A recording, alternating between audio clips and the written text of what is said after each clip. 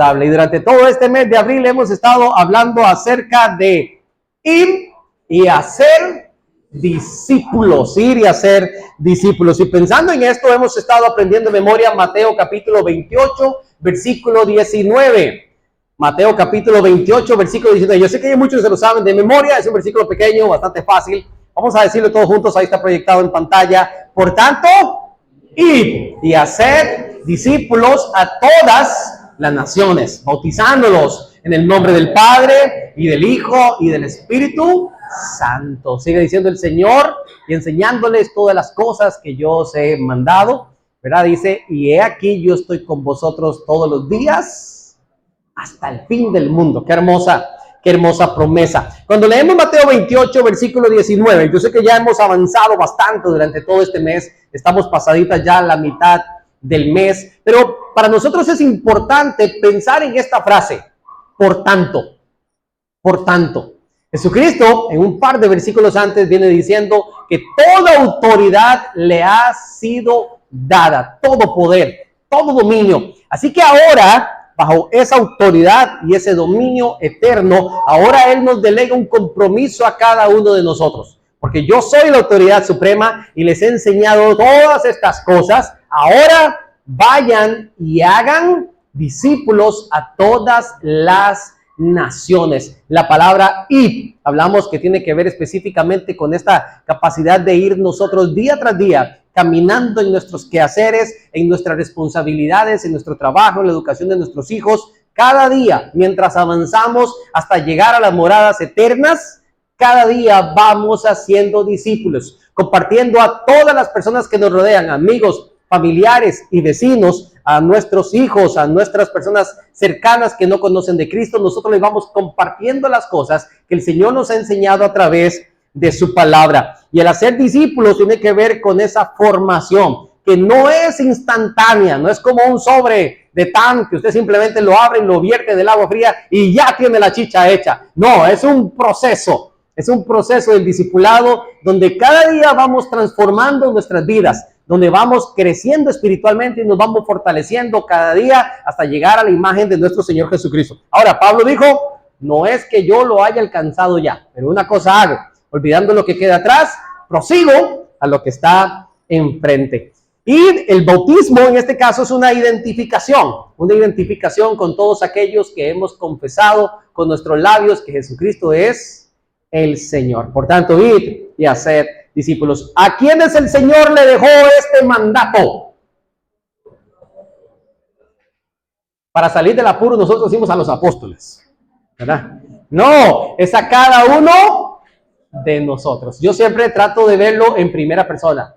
Este mandato es para mí. Yo tengo que ir y hacer discípulos. Hemos avanzado bastante acerca de este tema, así que seguimos con esto. Y los verdaderos discípulos de Cristo nos evidenciamos específicamente en el amor. Así lo dice también Juan capítulo 13, si no me equivoco, cuando dice la Escritura que todos aquellos que son verdaderos discípulos se identifican específicamente por el amor que tenemos los unos por los otros. Este amor está íntimamente ligado a cada una de las decisiones y acciones que nosotros tomamos con la intención de alcanzar a los perdidos. Es decir, que cada palabra que sale de nuestra boca, que cada acción que nosotros hacemos, que cada situación que provocamos, busca únicamente dar ejemplo de quién soy yo ahora en Cristo y generando una motivación a aquellas personas que me rodean para que ellos también puedan conocer del Señor. Si ellos ven en mí la imagen incorrecta de Cristo, entonces ellos no van a querer acercarse a Cristo. Pero si ven en mí una persona llena de amor, gozo, paz, paciencia, benignidad, fe, mansedumbre y templanza, nosotros los cristianos comenzamos a convertirnos en personas magnéticas y acercamos a las personas hacia Cristo, no hacia nosotros, sino hacia Cristo. Y vamos siendo moldeados cada día y comenzamos a vivir como un ejemplo. Aprendemos a soportar a los demás en amor, como dice la palabra, por amor a los escogidos. Y claramente y de manera intencional estamos compartiendo la verdad. Esta Es la forma en la que usted y yo evidenciamos que tenemos el amor del Señor en nuestros corazones. Hay un pasaje en la palabra, no lo vamos a buscar ahorita todavía. Hay un pasaje en la palabra donde el Señor Jesucristo le delega a Pedro y le da las llaves del reino. Así literalmente, las llaves del reino. Y yo he escuchado tantísimas interpretaciones de ese pasaje. Y todo lo que ates en la tierra será atado en los cielos, y todo lo que desates en los cielos será desatado aquí en la tierra. Y la gente le gusta pensar en que nuestro Dios es un Dios materialista. Nuestro Dios no es un Dios materialista. Nuestro Dios es un Dios espiritual. Y a toda aquella persona que usted no le comparta el evangelio, usted literalmente le está cerrando la puerta del cielo. Pero aquella persona a la que usted le comparte el evangelio, así como Pedro, usted y yo, hoy en día también tenemos las llaves del reino. Tenemos la oportunidad de llevar personas a los pies de Cristo compartiendo la verdad. Y no podemos quedarnos callados, más cuando aquel que es la autoridad suprema ha dicho: vayan y hagan discípulos. Vamos a orar primero para entregar este tiempo en la mano del Señor. Dígale: Padre, hoy quiero que abras mi mente, mi corazón, que me enseñes a través de tu palabra. Y amén. Vamos a Romanos el capítulo 10, mis amados hermanos. Romanos el capítulo 10, y vamos a estar viendo dos versículos inicialmente. Romanos el capítulo 10, versículos del 13 al 15. En nuestras Biblias, Nuevo Testamento, Romanos capítulo 10, versículos del 13 hasta el 15. En estos pasajes vamos a encontrar brevemente lo que he denominado una cadena hacia la salvación. Es decir, Pablo está explicándole a la iglesia en Roma, una iglesia gentil, llena también de judíos que a través del imperio romano que conquistaron todo el sector, estaba repleta de esta mezcla. Y en medio del conocimiento que Pablo quiere compartirle a ellos, desglosa rápidamente algunos aspectos que a nosotros nos llevan a salvación. Hoy en la mañana estuvimos viendo unos que tienen sumamente claro, que estoy hablando del hermano Epifanio, acerca de permanecer en la palabra del Señor. Y ahora también Pablo lo describe acá en Romanos el capítulo 10, versículos del 13 al 15. Dice el versículo 13, ¿lo tenemos, mis amados hermanos? Porque todo aquel que invocare el nombre del Señor será salvo. Porque todo aquel que invocare el nombre del Señor será salvo. Ahorita vamos a explicar qué significa invocar el nombre del Señor, porque de repente usted lee el versículo 13 y usted simplemente en su mente, en nuestro idioma natural, usted simplemente dice: ay, qué bien, porque vamos a suponer que yo viví una vida como quise vivirla, pero resulta que vengo manejando a 140 kilómetros por hora y cojo mal una curva, y donde voy en el aire invoco el nombre del Señor. ¡Ay, Señor! ¡Sálvame! Y yo despierto en el reino de los cielos, ¿verdad? Porque la Escritura dice que todo aquel que invoque el nombre del Señor será salvo. Vamos a ver qué significa esto. Ese es el límite, ser salvo. Versículo 14. ¿Cómo pues invocarán a aquel en el cual no han? ¿Qué es lo primero que tenemos que hacer para invocar el nombre del Señor? Ah, muy bien, muy bien. Creer. ¿Y cómo creerán en aquel de quien no han oído? Vean el versículo 17, así rápidamente. Así que la fe es por el oír, y el oír por la palabra de Dios. ¿Qué es lo que tenemos que hacer entonces para invocar? Primero, creer, y después también, o antes, escuchar.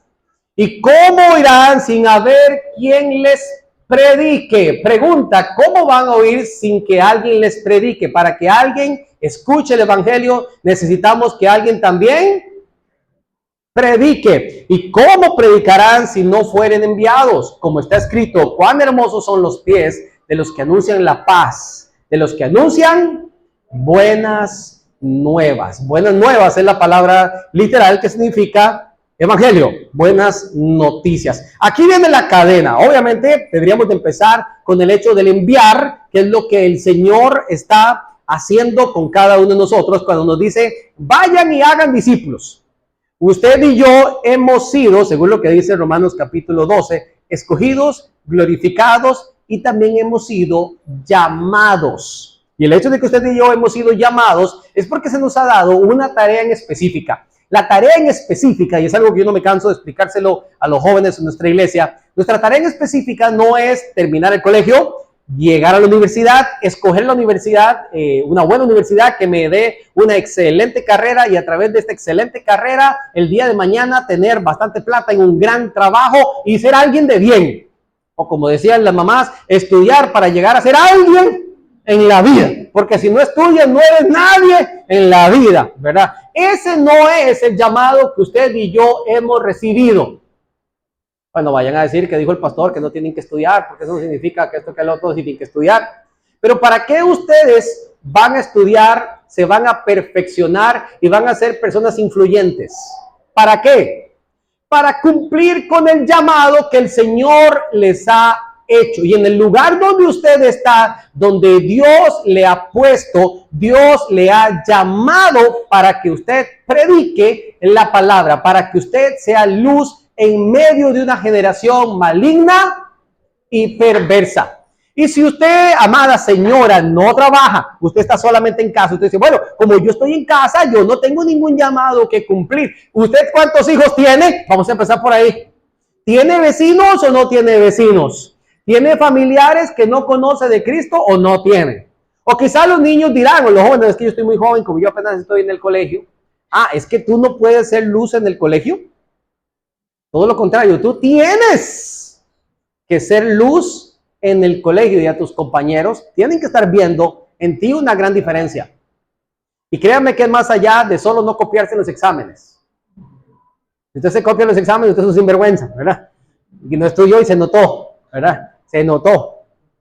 Pero va un poquito más allá, tiene que ver con la forma en que usted respeta a sus profesores, tiene que ver con la forma en que usted trata a sus compañeros. Usted es una persona en que sus labios no salen palabras grotescas. Es una persona que no se burla de aquellos que tienen menos capacidades o habilidades. Usted no tiene que minimizar a nadie para sentirse superior a nadie, porque usted tiene el amor de Cristo y usted debe ser un luminario en medio de este mundo. Y así lo hacemos cada uno de nosotros en cada una de las actividades que nosotros estamos realizando, porque a esto nos llamó el Señor. Por eso dice la palabra que cómo predicarán si no fueren enviados. Pero bueno, aquí viene el desglose. ¿Cómo sería la cadena? ¿Cuál es el primer eslabón de la cadena para llegar hacia la salvación?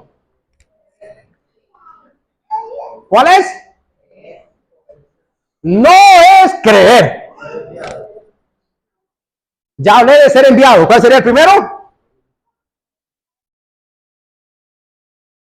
Tienen que verlo de abajo para arriba, porque en ninguna escalera usted se sube de arriba para abajo, ¿verdad? Lo primero que nosotros hacemos es predicar. Predicar. Nótese que el Pablo está escribiendo acá en la epístola, y él dice en el versículo 15, ¿cómo predicarán si no fueren enviados? ¿Cómo irán si no hay quien les predique? Lo primero que nosotros tenemos que hacer es entender que cada uno de nosotros hemos sido llamados y que tenemos un compromiso, y nuestro compromiso es predicar. Si usted tiene 10 años de ser cristiano y usted no predica la verdad, si usted no le comparte a sus compañeros, familiares, amigos de Cristo, yo le invito a que venga a los pies de Cristo y que en su misión comencemos a cumplir con el llamado que Él nos ha dado. ¿Sabe que Mateo 28, versículos 19, 20, 21, que son de los versículos que más se predican en cuanto a lo que es el enviar discípulos y demás? Se le ha llamado más que la gran comisión, la gran omisión. Y se le llama la gran omisión porque resulta que la iglesia se ha sentido muy cómoda como iglesia en 4 paredes. De hecho, se nos ha criticado, o nosotros nos hemos autocriticado como iglesias, que somos muy buenos construyendo templos. Y es muy importante que construyamos templos, y nosotros queremos uno un poquito más grande porque aquí hace mucho calor. Aunque esté nublado, igual hace calor. Aunque hubiera llovido, igual hace calor. Pero la idea es que estructuralmente nosotros construimos templos Pero espiritualmente deberíamos de hacer puentes para poder enlazarnos con aquellos que no conocen de Cristo. Y nuestra mentalidad debería ser alimentarnos aquí para salir allá a predicar la verdad. Nosotros ahora somos, como bien enseñaron los hermanos anteriormente, pescadores de hombres. ¿Y cuál es el trabajo de los pescadores de hombres? Nosotros tenemos que ir y lanzar la red. La red no se lanza aquí. ¿Dónde se lanza la red? Allá afuera. Donde esté la necesidad, ahí nosotros lanzamos la red. Mi amado hermano, yo le voy a dar un consejo. Dice la Escritura que nosotros debemos de andar sabiamente para con los de afuera, ¿cierto? Porque nosotros somos luz. Aquí en la iglesia nosotros somos hermanos en Cristo y todos nos conocemos. ¿Hay alguno aquí que ya haya llegado al nivel de perfección? Para que me ayude un poquito en esta mañana. ¿Alguien ya llegó? No. ¿Alguien aquí no tiene ninguna debilidad? No. Ya todos lo sabemos, ¿verdad? A veces solemos tener la intención de entrar al templo y cuando entramos al templo como que nos revestimos de santidad. Y nuestro vocabulario cambia y en vez de hermano, Dios le bendiga. ¿Cómo está, siervo de lo alto, varón de Dios? Hermana, sierva del Señor. El Señor te usa grandemente. Y comenzamos hasta a cambiar nuestro vocabulario, nuestra apariencia. Nos revestimos de santidad. Oiga, y está bien, es importante que usted se revista de santidad. Pero ¿dónde usted realmente tiene que revestirse de santidad? Porque si usted sale al mundo con sus compañeros de trabajo que lo ven todos los días y te ven como un charlatán, como un burlador, como alguien irresponsable, que te ven que habla mal del jefe, que te ve que te robas el tiempo, que pasa metido en el baño, que pasa con el teléfono, que se duerme en horas laborales. ¿Dónde usted y yo tenemos que revestirnos de santidad?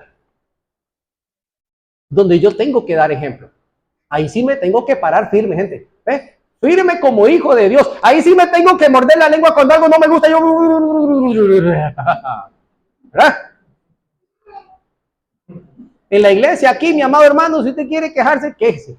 Aquí estamos entre Cristo, hermanos en Cristo, nos soportamos el uno al otro, ¿cierto? Si usted se le va, como dice el buen panameño, salirse cobre, que sea aquí, porque aquí nos restauramos todos. Aquí no venga con apariencia, usted venga con tranquilidad, con transparencia y con sinceridad delante de aquel que lo ve todo. Pero donde usted sí tiene que revestirse con toda la armadura de Dios, es allá afuera donde tiene que dar ejemplo. ¿Cómo irán sin haber quien les predica? Y la pregunta es, ¿quién les predica? Si yo fuera al trabajo de ustedes y preguntara, oiga, ¿y aquí quién es el que predica el evangelio? ¿Quién es? ¿A quién es el que predica? La pregunta, ¿verdad? Usted viera, hermano, ¿quién es el que predica aquí? ¿Estamos agarrando la idea? Y ese es nuestro llamado. Predicar. Y es el primer paso de la cadena. Y déjeme decirle que es básicamente el que nos corresponde a nosotros. Hay 3 pasos más que le corresponden a la persona que está recibiendo el mensaje y al Espíritu Santo de Dios. Pero este primero depende 100% de mí. 100% de mí. Entonces tenemos que ser llenos del Espíritu Santo. Y tenemos que llenarnos de la palabra. Asirnos de la palabra de Dios. Ser estratégicos. Usted ve a un compañero en su trabajo con necesidad. Para allá voy. Usted ve a alguien que está pasando problemas serios. Ve. Allá voy. Y usted tiene que decirle, yo tengo la solución para usted. Y la solución se llama Cristo. Porque usted no tiene un problema económico. Ojalá fuera un problema económico lo que usted tiene. Usted no tiene un problema marital. Ojalá usted tuviera un problema marital. El problema es que si usted se muere hoy, usted va irremediablemente por la eternidad a pasar lejos de su Salvador. Eso sí es un problema. Y aquel que es el creador de todas las cosas y dueño de todas las cosas y sustentador de todas las cosas te dice, ven a mí y yo te haré descansar. Ahí nosotros tenemos que llegar, ¿ve? Es estratégicamente, sabiamente, pero para eso tiene que venir trabajando. ¿Se acuerdan que la semana pasada hablamos específicamente acerca del labrador? Y no me refiero al perro. Se tiene que ir labrando la tierra todos los días, preparando esa tierra, abónela, abone esos corazones. ¿Cuánto tiempo de oración usted debe dedicar para que una persona venga a los pies de Cristo?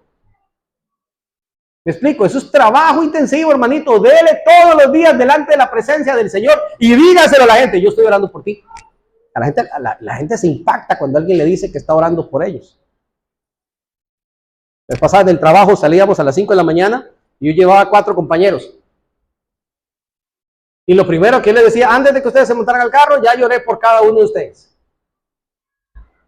A veces les decía impíos, incircuncisos, duros de corazón y de servir, ¿verdad? A veces les decía un par de ¿cómo se llama? De piropos así, porque eran duritos, eran duritos. Pero usted les impacta con palabras de ánimo y de fe que jamás han escuchado. Lo del incircunciso e impío no se los decía, hermano, es mentirita, pero más o menos se los decía de otra manera, ¿verdad? Usted necesita de Cristo porque usted es un... No lo digo yo. Entonces, el primer paso dijimos que es predicar. ¿Cuál sería el segundo punto del eslabón? Muy bien, es oír, excelente. Ahora, es indispensable que usted como cristiano tenga la capacidad de captar la atención del inconverso. Es indispensable. Ahora, y capte la atención de la manera correcta. ¿Me explico? Que usted no capte la atención de sus vecinos porque en su casa es la que más se pelea. Que usted no capte la atención de sus vecinos porque en su casa es donde escuchan la música más estridente a todo volumen. ¿Me explico? Usted capte la atención porque se nota que en su casa vive la paz de Cristo. Vive la paz de Cristo. Cuando Nara estaba pequeña en la escuela, la chica salió a mí, ¿verdad? A mi esposa, y traía 5 parejos. Normalmente la maestra escribía y decía que mandaran a las mamás, venían los niños y las mamás a hacer algunas tareas y revisiones de las clases en la casa. Sobre todo los niños que eran así como que, tú sabes, de 3,5 por ahí brincando, ¿verdad? Entonces los mandaban para la casa de vez en cuando. Y había una señora que cada vez que entraba a la casa, normalmente yo tenía musiquita suavecito, así como para uno nada más. Ay, pero es que qué bonito se siente estar aquí. ¡Qué paz! Decía esa señora. Yo aprovechaba para tirarle, te sabe, el anzuelo de una vez para ver si pescábamos. Todavía no se ha podido. Como 15 años estar hablando por esa señora. Por aquí va a venir. No le puedo decir quién es, porque si no, entonces me roban el mandado, pero oren por ella. En una casa donde Dios reina, debe de percibirse la paz. Hoy que estamos hablando de la resurrección, cuando Jesucristo resucita, se presenta en medio de los discípulos y obviamente se llenan de temor y sus primeras palabras es: paz sea a vosotros, porque donde está el Señor, ahí hay paz. Mi paz os dejo, mi paz yo se las doy. No como el mundo, eso no es paz. Donde el Señor está, hay paz. Usted tiene que captar la atención de estas personas. Usted tiene que ofrecer un mensaje que es interesante. Usted tiene que ofrecer a través de su vida y a través de su palabra, de sus palabras, un mensaje que sea interesante. Decía Dante Gebel, no es para que sean seguidores de Dante Gebel, ni nada así, tiene cosas buenas. Pero decía Dante Gebel que el peor pecado que cometemos los cristianos es aburrir a la gente con el evangelio. Porque el evangelio es un mensaje interesante, es llamativo. Porque hablar del evangelio no es solamente agarrar a las personas y decirles, porque la paga del pecado es muerte. Y usted está separado de la gloria de Dios. ¿Me explico? Y el que no se haya inscrito en el libro de la vida fue lanzado al lago de fuego. ¿Me explico? Usted no solamente tiene que presentar la parte cruel de la verdad, porque es la parte cruel de la verdad. Usted sabe que toda la escritura, desde el Génesis hasta el Apocalipsis, toda habla del evangelio. Toda habla del evangelio. Cuando Dios dijo, hagamos al hombre a nuestra imagen, ese hagamos, que lo hace en plural, habla de la comunión perfecta que ellos como Padre, Hijo y Espíritu Santo tenían.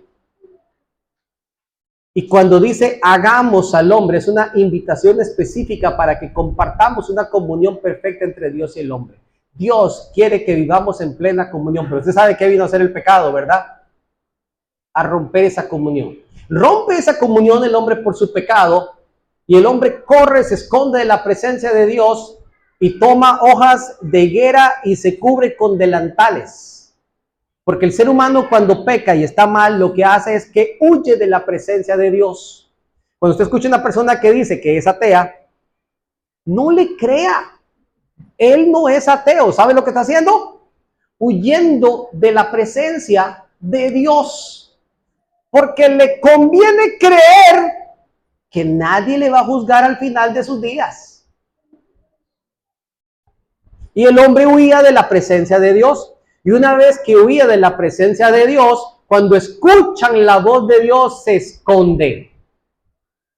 Y el Señor le dice a Adán, ¿dónde tú estás? ¿Dónde estás? Y nos lo preguntan nosotros hoy en día. ¿Dónde estamos? ¿Qué estamos haciendo? Es que escuché tu voz y me escondí. Y entonces el Señor sacrifica por primera vez en la historia animalitos y con ellos toma las pieles y los cubre. Y hay por primera vez derramamiento de sangre. Ellos no conocían la muerte. La muerte entró a través del pecado. Y por primera vez ven al justo morir por el injusto. Y por el derramamiento de la sangre del justo, ellos cubren su desnudez y su pecado. Y ya delante de la presencia de Dios están cubiertos. No están limpios, están cubiertos. Y esto significa la palabra expiar. Están cubiertos de su pecado. Lo que ellos intentaron hacer por sus propios medios no cubrió la justicia de Dios. Fue necesario el derramamiento de sangre. Ellos intentaron cubrirse con hojitas, pero eso delante de la presencia de Dios no sirve. Así como nosotros, como seres humanos, muchas veces queremos cubrir nuestras maldades a través de nuestras supuestas buenas obras. Así como yo creo que voy a ir al cielo, dice la gente, porque yo no le hago daño a nadie. Y yo quiero cubrir con mis buenas acciones mi maldad. Porque el evangelio es un mensaje interesante. ¿Por qué cree que la historia se va contando en episodios? Usted cae en la Torre de Babel, medita en la Torre de Babel. ¿Qué es lo que ellos querían hacer? Querían construir su propio reino. Querían construir su propio reino, su propia ciudad. Cuando nuestra ciudadanía está ¿dónde? En los cielos. ¿Qué fue lo que dijo Jesucristo en la oración? Hágase tu voluntad y no la nuestra. Y nosotros como seres humanos queremos una y otra vez hacer nuestra propia voluntad. Y así nos podemos ir en cada episodio de la palabra. Cada episodio, cada historia nos lleva a Cristo. Cada una de ellas. Porque el mensaje de la palabra es interesante y usted tiene que captar la atención de las personas que están a su alrededor con un mensaje interesante de la palabra de Dios. Cada uno de los profetas, cada uno de los sacerdotes, cada uno de los jueces, cada uno de los personajes que están en la palabra nos llevan a Cristo. Y a través de sus historias interesantes y dinámicas, algunas hasta graciosas, usted lo puede llevar a las personas a los pies de Cristo para que escuchen la palabra de verdad. Usted y yo deberíamos demostrar, obviamente, una cara diferente, una vida diferente. a lo que las personas están acostumbradas a ver y a oír con nuestro diario vivir. El tercer punto sería creer. Recuerden que para que una persona sea salva e invoque el nombre de Cristo, debe de primero ser predicada, luego debe de escuchar o debe de oír y ahora debe de creer. La palabra creer significa seguir. No es simplemente creer, así como cuando usted le preguntan si cree que hoy llueve o no llueve. Y cuando usted le preguntan si llueve o no llueve, y yo creo que no llueve, dice la gente. Y si no llueve, hace bueno, ¿verdad? Yo creo, dice la gente. Nosotros utilizamos el creer en nuestro buen español hasta para poner en duda las cosas. Creer significa seguir, seguir. Es un compromiso del cual usted se ha aferrado y que ahora usted decide seguir. Hace instantes cantábamos aquí la vía dolorosa, como el Señor puso sobre sus hombros esa cruz y fue hasta el Gólgota a morir por nosotros. Ahora Jesucristo dice, y todo aquel que quiera ser mi discípulo, niéguese a sí mismo, tome su cruz cada día y sígame. ¿Cree o no cree? El que cree se pone cada día la cruz encima y camina como viendo al invisible. Es usted y yo quien debemos de a través de la palabra de Dios hacer que esta semilla de la palabra de Dios llegue a cada corazón y que comience poco a poco a dar fruto a través de la obra del Espíritu Santo de Dios. Las personas deben de, a través de la palabra, comenzar a generar una profunda convicción. Y aquí quiero detenerme un segundito. Hay una gran diferencia entre creencias y convicciones. Una gran diferencia. Es pues la fe, la certeza de lo que se espera y la convicción de lo que no se ve.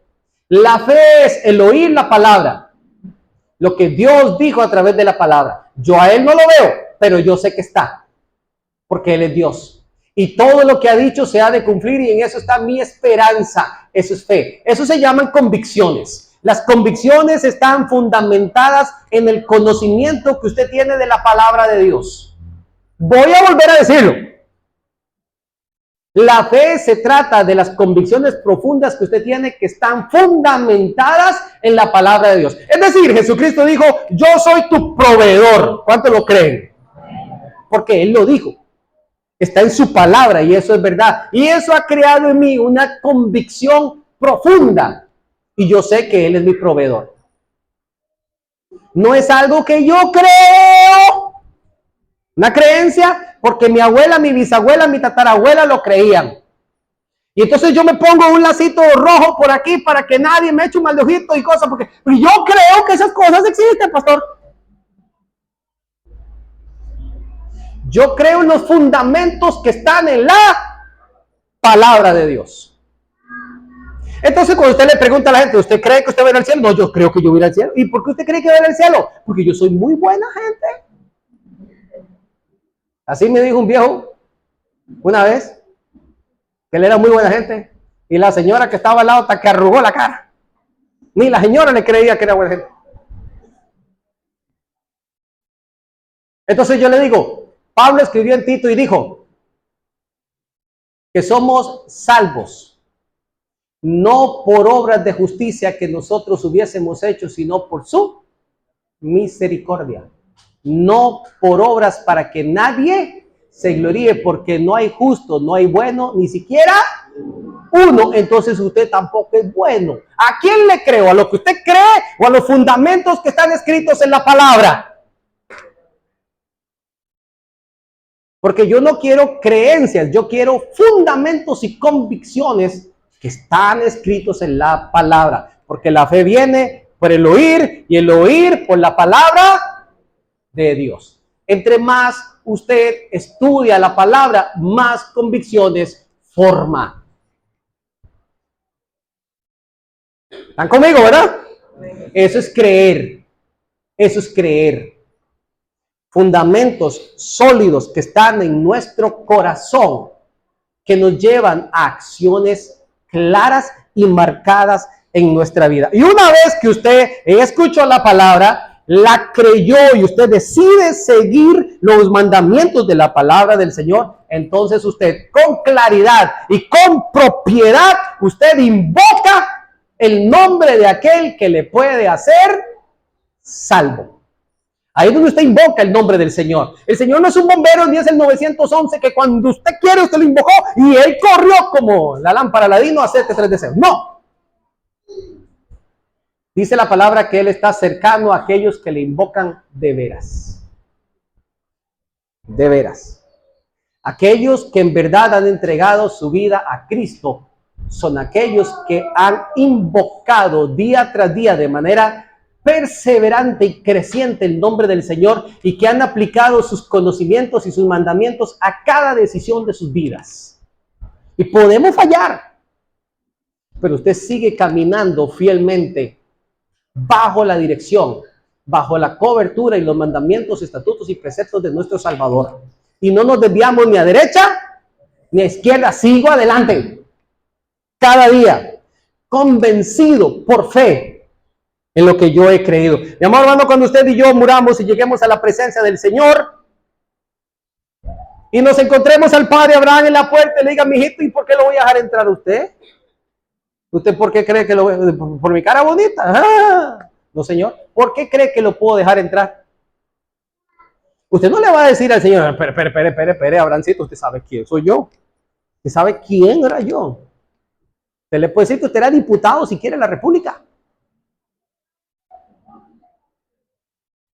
¿Me explico?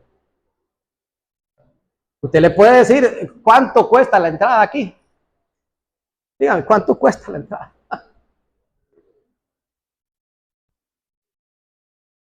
Pero si usted tiene convicciones,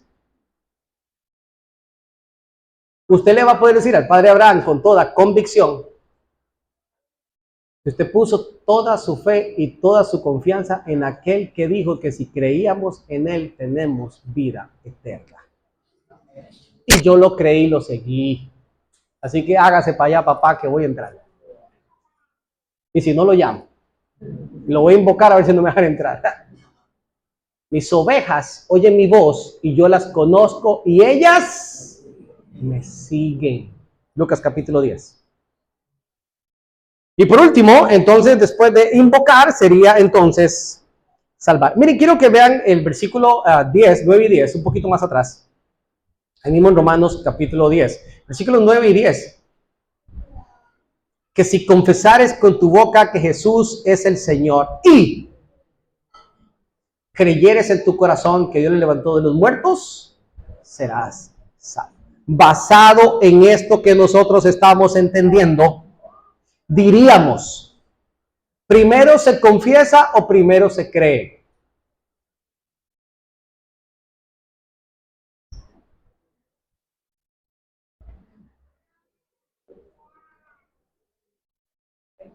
Es clase dada, ¿cierto? Lo expliqué, ¿verdad? ¿Primero se confiesa o primero se cree? Primero se cree, porque ¿cómo yo voy a confesar algo que no creo? Son dos cosas diferentes. Una es una proclamación pública, en voz audible, donde los principados y potestades escuchan el nombre poderoso de nuestro Salvador Jesucristo y temen. Y yo estoy diciendo públicamente, y ahorita me están escuchando, que Jesucristo es el Señor de mi vida y el dueño de todo y el único medio para salvación. Hechos capítulo 4, versículo 12. Dicen los apóstoles llenos del Espíritu Santo, y en ningún otro hay salvación, porque no hay otro nombre debajo del cielo dado a los hombres en quien podamos ser salvos. No hay. ¿Por qué lo invoco? Porque yo lo creo profundamente en mi corazón y yo he decidido seguirlo. Le dijeron a los discípulos, dejen de estar hablando en nombre de Jesús, dejen de estar diciendo esas cosas. ¿Y qué dijeron ellos? ¿Y cómo se les ocurre que nosotros vamos a dejar de predicar lo que hemos visto y oído? Si es más importante obedecer a Dios antes que a los hombres. Así que si quieren, mátenme, pero yo voy a seguir predicando, dijeron ellos. Entonces les pegaron un par de amenazas. Bueno, si los vemos ahí, los agarramos, ya saben, ¿verdad? Están advertidos. Hagan lo que quieran, dijo un personaje por aquí. Porque con el corazón se cree para justicia, pero con la boca se confiesa. Ahí está la respuesta del versículo siguiente, eso es lo que ustedes no vieron. Esa es la cadena, mi amado hermano. Hay una cadena que termina con el trabajo del Espíritu Santo y es sellar para salvación. Es la garantía hasta el día del Señor. Así que bueno, es una cadena que usted y yo participamos todos los días y que debemos de ayudar a otros, siendo nosotros un buen discípulo y queriendo llevar a otros también para Cristo. Quiero que vayamos un poco más atrás a Hechos capítulo 6 y vamos a ver el trabajo de la iglesia en el quehacer de los discípulos. Y vamos a encontrar algunas cosas interesantes. Hechos capítulo 6, versículos del 1 al 7. En aquellos días, como crecía el número de los... ¿Lo tenemos todos? Hechos capítulo 6, versículos del 1 al 7. En aquellos días, como crecía el número de los discípulos, palabra clave. Hubo murmuración de los griegos contra los hebreos de que las viudas de aquellos eran desatendidas en la distribución diaria. Entonces los 12 convocaron a la multitud de los discípulos y dijeron, no es justo que nosotros dejemos la palabra de Dios para servir a las... Hay dos funciones. Buscad pues, hermanos, entre vosotros a 7 varones de buen testimonio, llenos del Espíritu Santo y de sabiduría, a quien encarguemos este trabajo. Y nosotros persistiremos en la oración y en el ministerio de la palabra. Agradó la propuesta a toda la multitud y eligieron a Esteban, varón lleno de fe y del Espíritu Santo, a Felipe, a Prócoro, a Nicanor, a Timón, a Parmenas, a Nicolás, prosélito de Antioquía, a los cuales presentaron ante los apóstoles, quienes orando les impusieron las manos. ¿Y qué pasó? Crecía la palabra del Señor y el número de los discípulos se multiplicaba grandemente en Jerusalén. También muchos de los sacerdotes obedecían a la fe. Bien, aquí hay varios aspectos importantes que tienen que ver con el discipulado. Número 1, dice la escritura que como crecía el número de los discípulos en el versículo 1. La iglesia es un ente natural. La iglesia es un ente natural, somos un ente vivo. Por eso es que Jesucristo dijo, yo soy la vid y vosotros sois los pámpanos. Todo pámpano que permanece en mí, este lleva mucho fruto. Porque separados de mí, nada podéis hacer. Entonces, si yo soy una ramita que lleva fruto y todos nosotros estamos insertados en el tallo o en el tronco o en la vid que es nuestro Señor, nosotros debemos de dar fruto. Toda iglesia debería de crecer de manera natural. Natural me refiero a que se crece progresivamente. Usted tiene, digamos, 2 años de no ver un niño. La última vez que usted vio un niño hace 2 años, cuando usted lo logra ver, ¿qué es lo primero que dice la gente adulta? Ay, pero qué grande que está ese chico, ¿verdad? Y los niños están hasta aburridos de que siempre le dicen lo mismo. Ay, siempre que me dicen lo mismo, que estoy grande, ¿verdad? Bueno, obviamente porque estás creciendo. Ahora, no fue que se acostaron y al día siguiente medía 20 centímetros más, ¿verdad? Hay unos casos que casi parecieron así. Yo me acuerdo con Caleb, ¿verdad? Caleb un día era chiquitico y el otro día ya estaba grande, ¿verdad? Casi que pocos casos son así, que crece igual el rivaldito, ¿verdad? Un día era un niño, al otro día estaban grandísimos, ¿verdad? Pero este crecimiento es progresivo. Usted logra ver un árbol y ese árbol va creciendo progresivamente. No nos damos cuenta, no lo notamos, pero progresivamente va creciendo. La iglesia debería ser igual, porque nosotros somos un ente vivo y como un ente vivo deberíamos de ir creciendo de manera natural. Así como nos crece el cabello, como nos crecen las uñas y demás, deberíamos de ir creciendo progresivamente. Eso es lo que sucedía en la iglesia en Jerusalén. El número de discípulos estaba creciendo. ¿Cumplía la iglesia con la misión que se le encomendó, sí o no? Sí, al parecer sí, porque crecía el número de los discípulos. Entonces, cada vez que hay crecimiento, va a venir el enemigo a querer meter la mano. Siempre que hay crecimiento, el enemigo va a querer meter la mano. No solamente en las iglesias, en su propia vida. Si usted está creciendo espiritualmente, el enemigo no se va a poner contento. Y en la medida en que usted parezca más un discípulo de Cristo que un discípulo de este mundo, el enemigo no se va a poner contento. Y va a buscar alguna estrategia para desestabilizar. Y lo intentó en la iglesia en Jerusalén. Le salió mal, pero lo intentó. Lo intentó. La justificación de la murmuración no es la distribución diaria. La justificación es el crecimiento. ¿Y cómo crecía el número de discípulos, hubo murmuración. Y se inventaron el tema de las viudas. Ay, pobrecita las viudas griegas. ¿Usted ha visto que le tiran un poquito de cremita así? Pero vaya a ver a las judías. Hasta chicheme les llevan, ¿verdad? Les tocaron 2 hojaldras a las judías y un pedacito que le dieron ahí. Y de ayer a las griegas, ¿verdad? Eso fue la excusa que el enemigo intentó. ¿Por qué? Porque eso de una u otra manera quiere, usted sabe, poner débil la fundación, socavar. Y comenzamos nosotros a pensar, ¡ay, verdad que sí es cierto! Y si les están dando más, es porque las quieren más. Eso quiere decir que a fulana que yo tanto la quiero, no me la quieren. Y comenzamos nosotros en esto, porque comenzamos la mente a cavilar. Porque para eso somos buenos. Y el enemigo dando ideas y usted, ¡ay, sí es verdad! Porque todo lo que el diablo dice, ¡ay, sí es verdad! Todo lo que el diablo dice es mentira. Él es padre de mentira. Y cuando habla mentira, de suyo habla. Dice Juan capítulo 8, versículo 44. No hay verdad en él, mientras que todo lo que el Señor dice es la verdad. Juan 14, 6, Jesucristo dijo, yo soy el camino y la verdad. La verdad y la vida. Entonces, hubo murmuración. El enemigo siempre quiere meter la mano cuando hay crecimiento a través del discipulado. Si usted está compartiendo el discipulado, si usted tiene un compañero en el trabajo, si usted tiene a alguien que quiere ganar para Cristo, el enemigo una vez, ya me quieren robar las gallinas del patio. Métase para que vea. Métase para que vea. Pero se le olvida que todos aquellos que queremos ir y hacer discípulos, hay alguien que ha dicho, y he aquí, yo estoy con vosotros todos los días hasta el fin del mundo. Y mayor es el que está en mí que el que está en el mundo. Usted brínquese la cerca, yo. Brínquese la cerca sin miedo. Estoy hablando de manera figurativa, ¿verdad? Pero ustedes me están entendiendo, ¿verdad? Estoy hablando de manera figurativa. Cada vez que usted le comparte el evangelio a alguien, usted está robándole un alma al diablo. Y el enemigo cuenta todos los días los pollitos y aquí hay algo.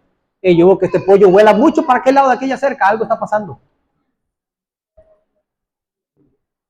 Antes yo veía que este pollo richo pasaba mucho aquí, pero ahora yo veo que se me está yendo mucho para allá. Ahora, ¿qué dice el enemigo? No, ya ese se me fue. Ya él vive en aquel lado de la cerca. El enemigo no se va a quedar quieto. Y es la forma en que él buscó. Ahora, en el trabajo del quehacer de los discípulos, siempre hay que delegar funciones, mis amados hermanos. Por eso es que nuestra iglesia habla también acerca del servir. Porque nosotros no podemos hacer el trabajo nosotros solitos. Acá en la iglesia tenemos un grupo de trabajo muy bonito. Acá, por ejemplo, en la escuela de verano, teníamos, ¿qué? 30 y cuánto de gente ayudando en la escuela de verano. Más de 30 personas ayudando en la escuela de verano. 37 personas ayudando en la escuela de verano. Acá hacemos las capacitaciones para liderazgo y tenemos que poner prácticamente que 40 sillas. Estamos hablando que hay casi que el 50% de la iglesia de una u otra manera le gusta involucrarse en el servicio al Señor, en lo que sea. La idea es involucrarnos en el servicio al Señor. Y la murmuración y la pequeña división que quiso causar el enemigo provocó que se vieran otras opciones más. Y encontramos a 7 varones llenos del Espíritu Santo, llenos de fe, de convicción y de sabiduría, a quienes les encargaron ahora la tarea de que todas las viuditas le dieran la misma cantidad de crema a todas. Y si a todas les tocaba unos hojaldre de ayer, eran a todas las de ayer. Había una que otra que madrugaba más y como el que madruga Dios le ayuda, esa le tocó las más frescas. Pero se delegan funciones, se involucran diferentes personas en el quehacer de la obra del Señor. Y en la medida en que usted se involucra en el servicio al Señor, comienzas a generar también responsabilidades. Y esas responsabilidades te llevan a estar más cerca de Dios. Nosotros aquí tenemos muchos chicos y chicas bastante jovencitos que participan, por ejemplo, en la escuela dominical. Ya te obliga a tener un tiempo en la preparación de la palabra de Dios. Y el compromiso serio de ser ejemplo también para tus alumnos. Y eso te va llevando a ese crecimiento espiritual. Y con el quehacer y con los años, esas funciones cada vez van a ser mayores. Así que, de una u otra manera, las dificultades también en el quehacer del discipulado y el trabajo que el enemigo quiso hacer, la iglesia comienza a crecer porque se ven diferentes opciones más. Ahora, ellos dicen un secreto que para nosotros es importante que lo recalquemos en esta mañana. Los apóstoles dicen, nosotros no nos vamos a enfocar únicamente en otros aspectos que el enemigo quiere que nos enfoquemos y que perdamos el norte de lo que en verdad nosotros fuimos llamados. En las iglesias necesitamos personas que estén trabajando en el área administrativa, estructural, económica de la iglesia, y otros que están trabajando en la parte ministerial que tiene que ver específicamente con el compartir la palabra y la oración. Esto es más todo el ministerio pastoral. Entonces, nosotros vamos a persistir en la oración y en la palabra. Esa es la responsabilidad que le corresponden a los siervos de Dios. Líderes y ancianos espirituales que están intercediendo. Hay personas muy adultas. Acá todavía, cada vez que converso con la tía Carmen. ¿Cuántos años puede tener la tía Carmen, Zaida? ¿Cuántos años puede tener la tía Carmen? 85 años por ahí. 89. Ayer de pandemia para acá no le cuento. 89. Pero cada vez que hablo con ella, ¿qué dice? Estoy orando por la congregación. Nosotros persistiremos en la oración y en la palabra. Hay funciones específicas que ayudan al discipulado y que nosotros debemos de practicarlas constantemente. Y como resultado de este tipo de actividades, dice la Escritura, termina el pasaje tal como empezó. Pero no sé si usted notó la diferencia entre el versículo 1 y el versículo 6, cuando habla acerca de los discípulos. A ver si usted lo encuentra conmigo. ¿Cuál es la diferencia entre el versículo 1 y el 6? Cuando habla acerca de los discípulos.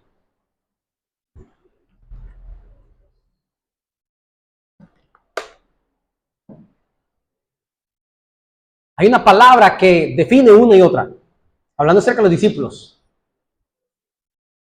Muy bien.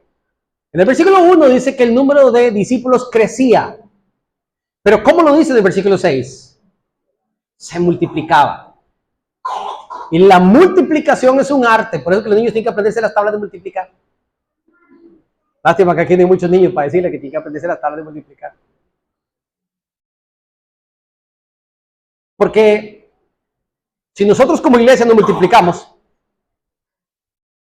y nosotros nos proponemos este año, 2025, a decir, bueno, vamos a proponernos que si aquí hay 85 personas, 90 personas en este momento acá, los niños que están atrás no cuentan, vamos a suponer que habemos 90 acá. Y nos proponemos que vamos a multiplicarnos por 1. Y yo voy a traer a 1. El otro año, ¿cuántos sabemos aquí? 180. Ahora, el siguiente año con los mismos 180 hacemos el mismo ejercicio. ¿Cuántos somos? ¿Me explico? Eso es multiplicación. Crecimiento es que se van sumando. Multiplicación es multiplicación. ¿Me explico? A eso ha sido llamada la iglesia. Y quiero cerrar este tema en esta mañana con esto que impacta mi vida profundamente, porque es prácticamente lo que nosotros hacemos. Y es que el buen discípulo no busca reconocimiento, sino busca formar, busca formación, no reconocimiento. Y cuando hablo de este tema, lo vemos cada día en el quehacer pastoral. El día de mañana, y no muy lejano, nosotros aquí posiblemente, y ya estamos preparando, muchachos muy jóvenes, como Kemny, como Christopher, como Jason, y otros más que se perfilan con un sentir ministerial y un amor profundo por su iglesia local. ¿Y saben qué va a pasar con los viejitos que estamos hoy en día aquí nosotros compartiendo la palabra? Sí, ya usted sabe bien lo que nos van a pasar, ¿verdad? Nos van a jubilar. Entonces nosotros veremos una nueva generación que se levanta con una diferente mentalidad con diferentes capacidades, con creatividad diferente. Y oramos para que el ministerio, en vez de estancarse, crezca y se multiplique. Yo tengo que decir, con toda sinceridad, cuando pienso en estas cosas, que muchos de los pastores hemos fallado específicamente en esta área, en este en específico. Porque si nosotros los pastores estamos formando futuros líderes como un trabajo prioritario en el discipulado, entonces el relevo debería de ser cada vez mejor, ¿cierto? Pero hemos notado que en muchísimas iglesias, una vez que el pastor comienza a estar ya viejito, y viejito le estoy diciendo arriba de 70 años y todavía está el tío ahí, y ni lo relevan ni quiere que lo releven. Y está el tío cansado, enfermo, y ese púlpito no se lo prestan a nadie. Entonces la iglesia comienza a desgranarse poquito a poquito. Y fue una era, no hubo un relevo. Así que encontré un par de cositas. Vamos a Hechos capítulo 11 para empezar por acá. Hechos capítulo 11, versículos del 20 al 22.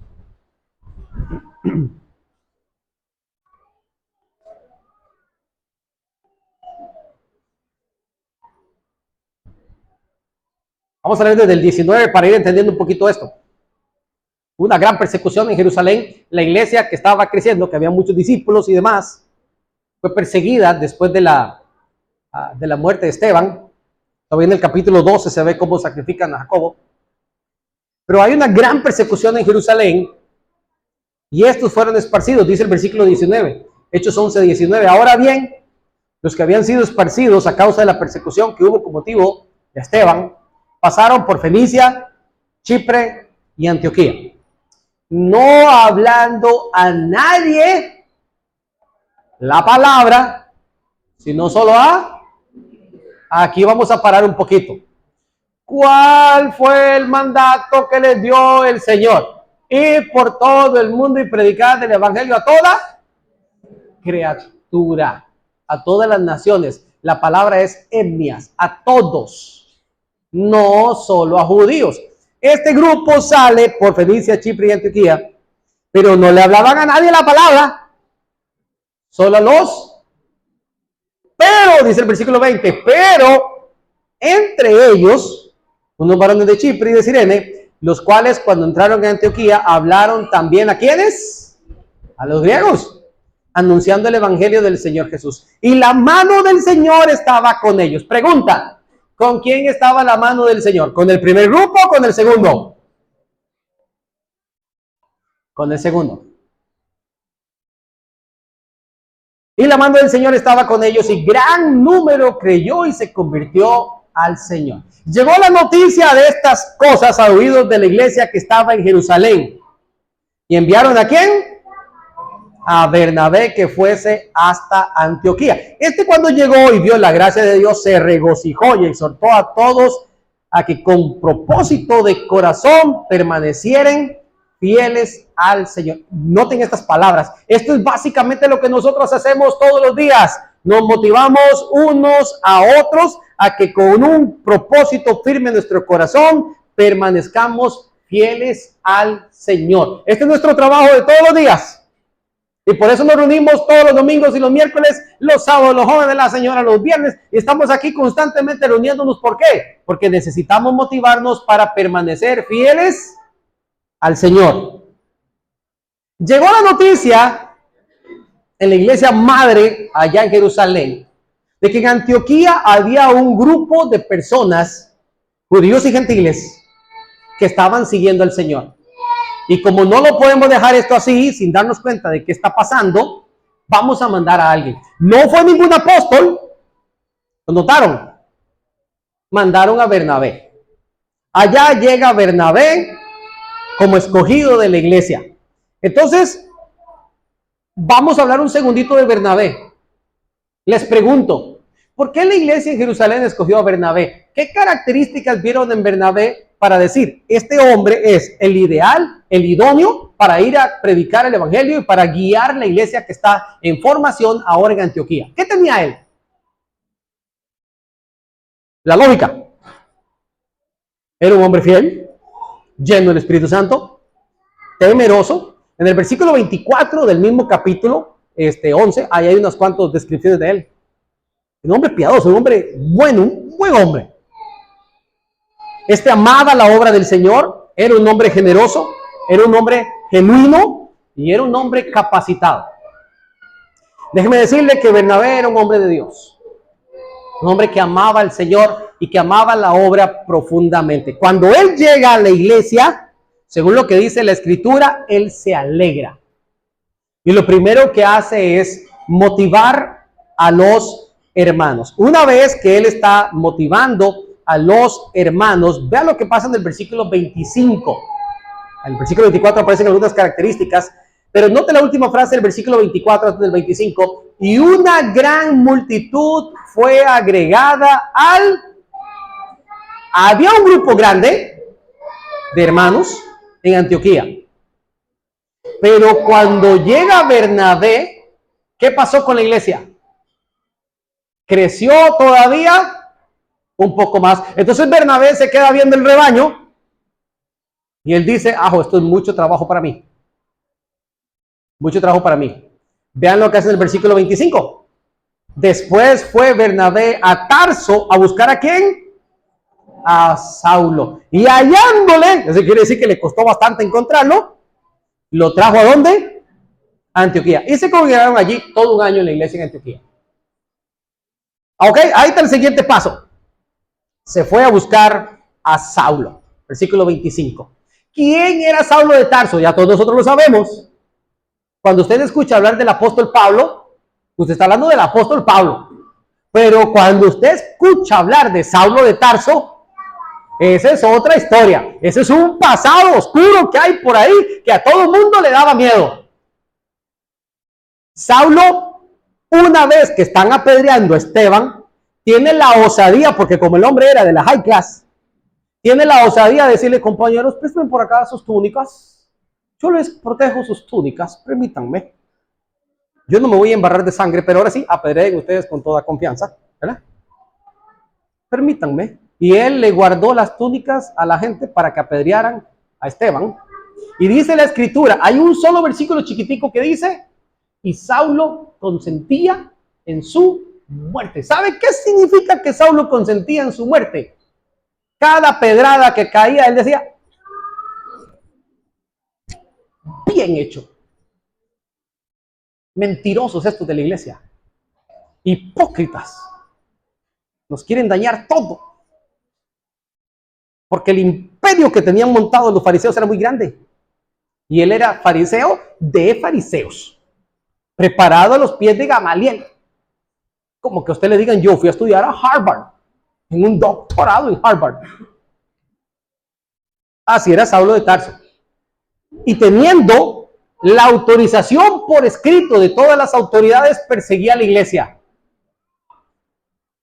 Y en su misión, camino a Damasco, se le aparece el mismo Señor Jesucristo.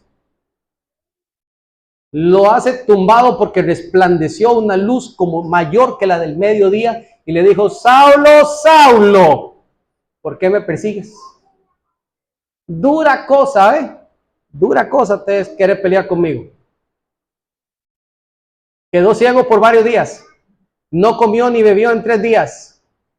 Hasta que llegó un sacerdote, profeta, Ananías, hizo que de sus ojos cayeran como escamas y recobrara la vista. Y dice la Escritura que a partir de ese momento él quería compartir la verdad. Pero todo el mundo le tenía miedo porque este era el perseguidor de la iglesia. Número 1, el reconocido perseguidor de toda la iglesia. Ahora predicador, ¿quién le cree? Entonces la gente decía, no nos vamos a mezclar con Saulo. ¿Por qué? Porque bueno, ¿y si Saulo es un infiltrado? Y se mete para conocer cómo es este movimiento aquí de los apóstoles y de la iglesia en Jerusalén, y vas a ver quiénes son las cabecillas. No, aquí nos van a desbaratar. Ni los apóstoles se juntaban con Saulo. Pero hubo un hombre que lo tomó, guiado por Dios, y lo llevó hasta los apóstoles y les habló de lo que Dios había hecho con él. ¿Saben cómo se llamó este hombre? Bernabé. Bernabé. Pero curiosamente, ¿dónde encontramos a Saulo? ¿Dónde estaba Saulo? Allá en Tarso. ¿Por qué? Porque los discípulos ni los apóstoles querían darle chance. Así que él se fue para su tierra.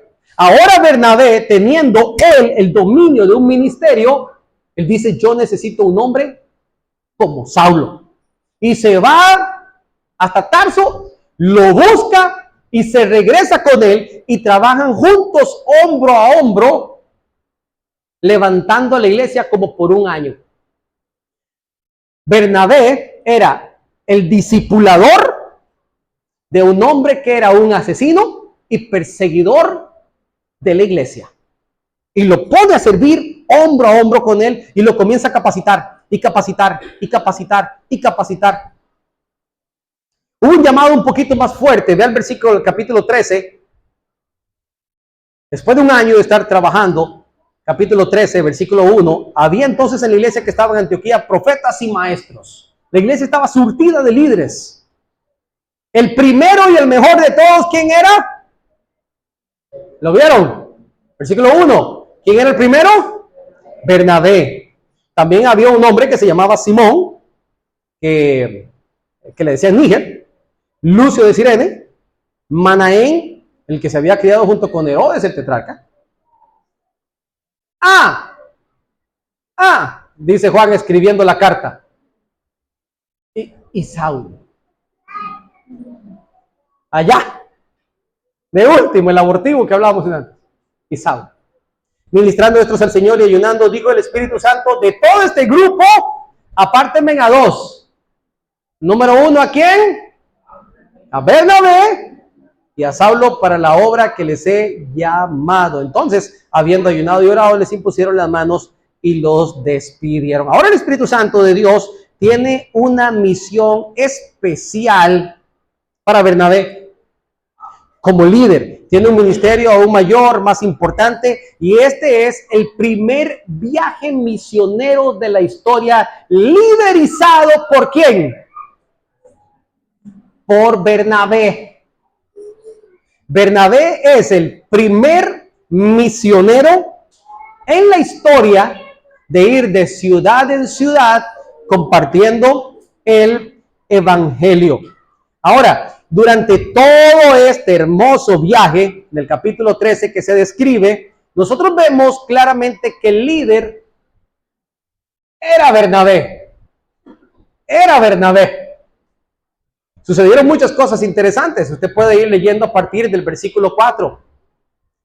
Ellos entonces, enviados por el Espíritu Santo, descendieron a Seleucia. De ahí navegaron a Chipre y llegaron a Salamina. Anunciaban la palabra de Dios en las sinagogas de los judíos. Tenían también como ayudante a un personaje que es muy importante que lo veamos, Juan Marcos.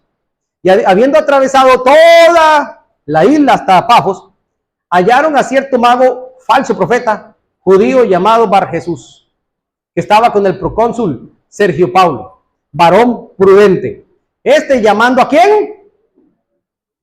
A Bernabé y a... ¿Notaron el orden?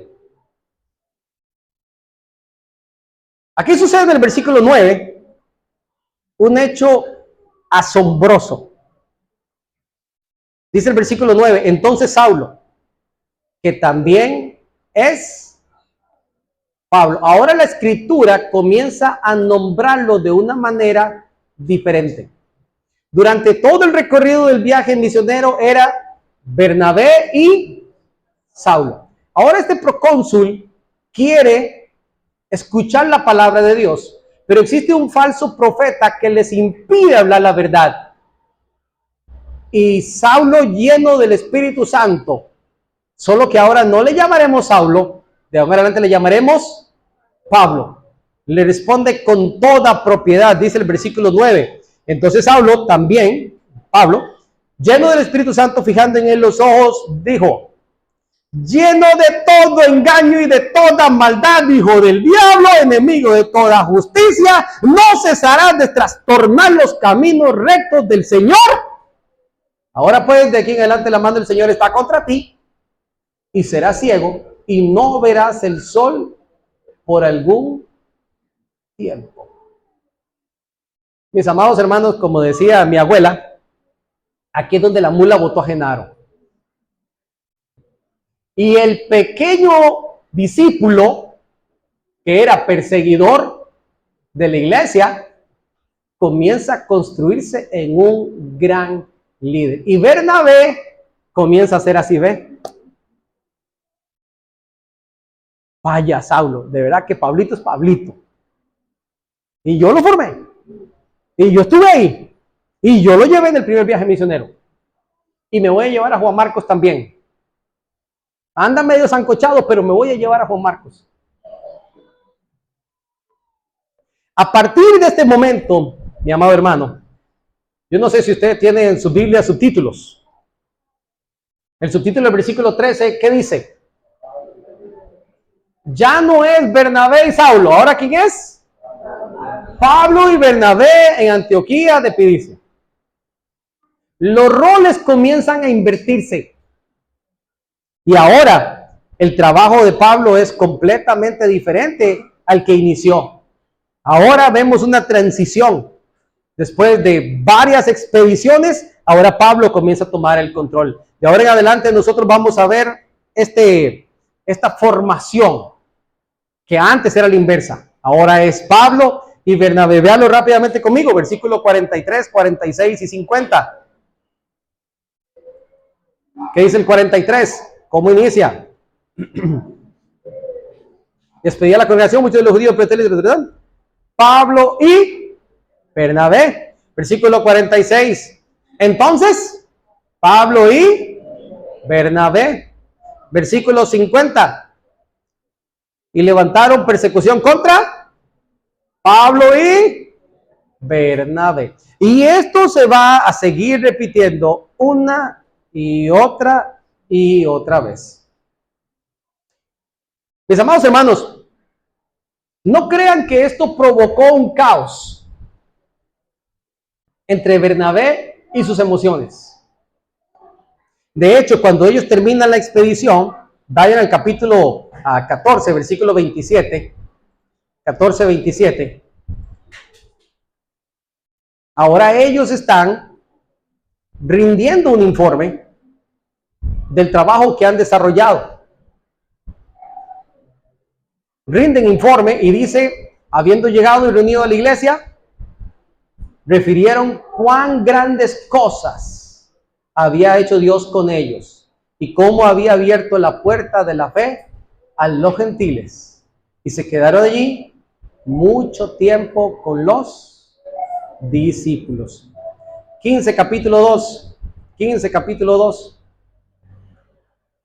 Y como Pablo y Bernabé tuvieron una discusión y contienda no pequeña con ellos, se dispuso que subieran Pablo y Bernabé a Jerusalén y algunos otros de ellos a los apóstoles y a los ancianos para tratar esta cuestión. Usted preguntará, ¿y cuál es la cuestión, hermano?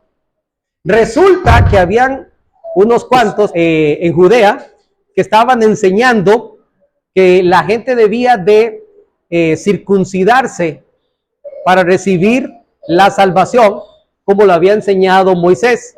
Y esto provocó un enojo tan grande en Pablo y en Bernabé que se pusieron de acuerdo como líderes y fueron a combatir en Jerusalén por la verdad. Es decir, lejos de haber una división entre Pablo y Bernabé, más bien se convirtieron en un equipo sólido que juntos compartían entonces la verdad.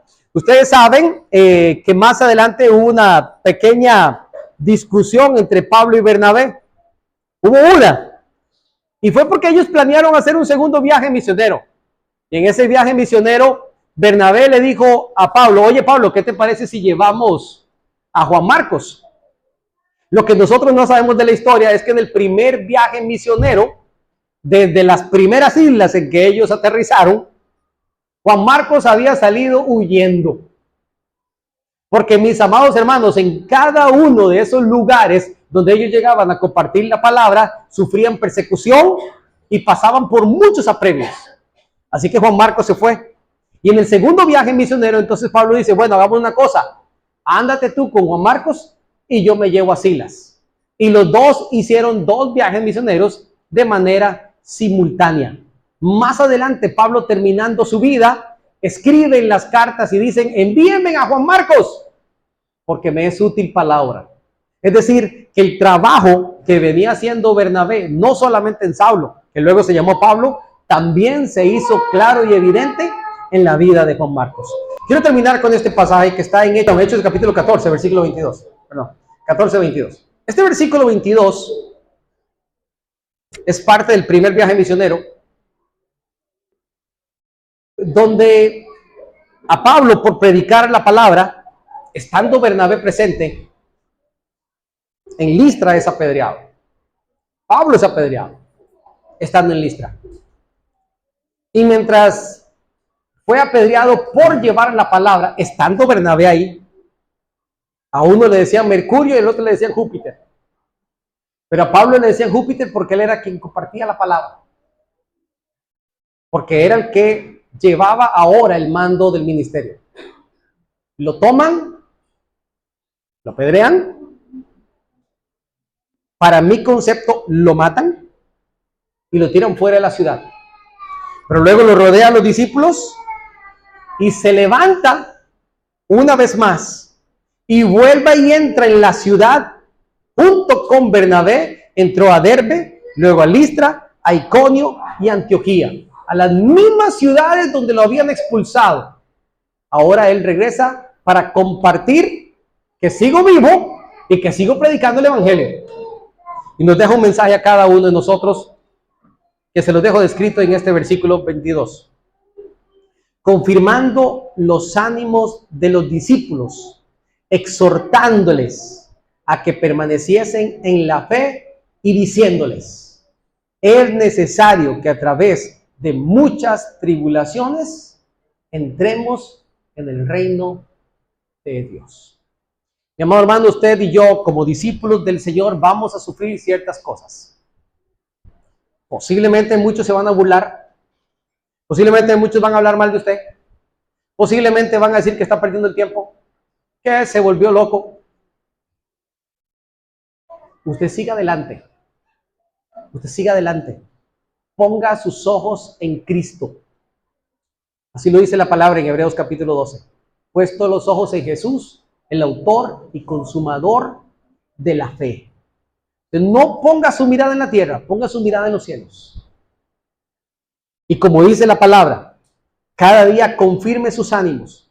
Exhortémonos unos a otros a permanecer fieles en la fe. Y entendamos que en medio de las dificultades que usted y yo vivimos aquí, de manera temporal, un día reinaremos por siempre en gloria con nuestro Padre Celestial. Y esa es nuestra esperanza. Todavía no se ha manifestado lo que hemos de ser. ¿Cuántos dicen amén a eso? Que el Señor nos ayude cada día a ser un mejor discípulo. Vamos a orar, digamos.